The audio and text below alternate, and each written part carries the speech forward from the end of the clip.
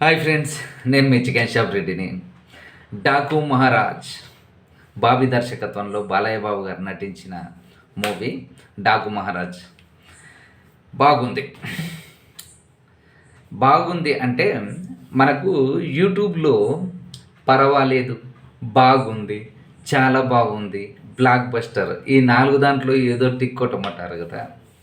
నేను బాగుంది అంటే పర్వాలేదు అనేది మాట ఏంటంటే అది మనము ఇంకా స్టోరీ ముందు వెనకాల ఉండి అంటే సెకండ్ హాఫ్ కొద్దిగా అటు ఇటుగా ఉండి ఫస్ట్ హాఫ్ బాగుండి ఇట్లాంటి దానిలని మనము ఓకే పర్వాలేదు అంటాము. బాగుంది అనేదానికి అంటే ఈ సినిమా అంతా ప్రేక్షకుల్ని కూర్చోబెట్టడం, అది డైరెక్టర్ బాబీ గారు చాలా బాగా స్క్రీన్ ప్లే మాత్రం చాలా బాగా రాసుకున్నారు. అంటే కథ రొటీన్ అయినా స్క్రీన్ ప్లే మాత్రం చాలా బాగా రాసుకున్నారు. బాలయ్య బాబు గారికి మాత్రమే ఈ కథ సెట్ అవుతుంది, మిగతా ఏ నటుడు చేసినా. ఎందుకంటే బాలయ్య బాబు గారు ఆయన నటనతో ఈ సినిమాని అంతా తీసుకెళ్లారు. బాలయ్య బాబు గారు ఒక పిల్లర్, డైరెక్టర్ బాబీ గారు స్క్రీన్ ప్లే నీట్గా రాసుకొని కథ రొటీన్ అయినా చాలా బాగా చేసుకొని ఆయన రెండో పిల్లర్. మూడో పిల్లరు తమన్ గారు. తమన్ గారు సినిమా మొత్తం ఆయన అసలుకి బాలయ్య బాబు గారు అంటే ఆయనకు పునకాలు వస్తుందేమో.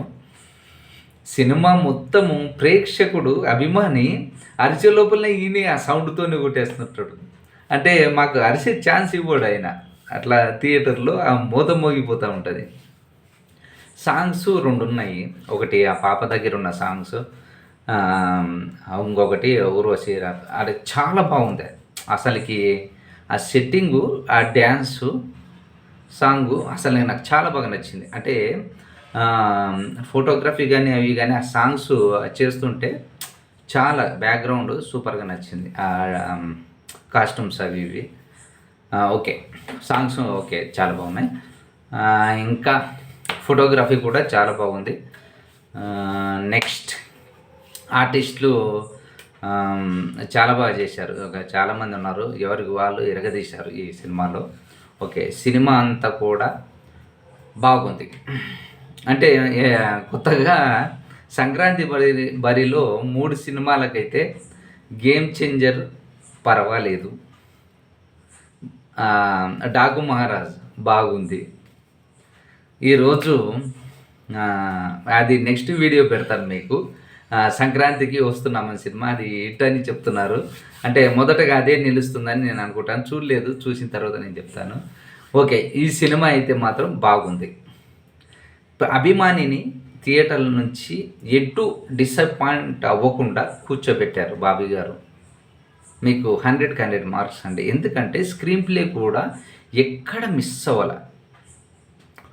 అంటే ఈ సీను అనుచితంగా అంటే సరిగ్గా రాలేదు అంటే ఈ టైంకి ఇది వచ్చేది కాదు అని అనుకుంటాం కదా మనంగా. అట్లా కాకుండా సీన్ బై సీన్ చాలా బాగా రాసుకున్నారు.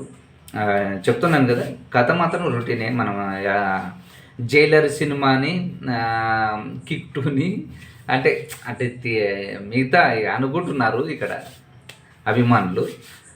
ఈ 2 కలిపితే అది డాకు మహారాజ్ అని అంటున్నారు. కానీ ఓకే, మనం థియేటర్కి వెళ్తే మనకేం కావాలి? సంక్రాంతి పండగకి థియేటర్లో మనము డిసప్పాయింట్ చేయకుండా కూర్చోబెట్టడం, అది డాకు మహారాజ్ చేసింది.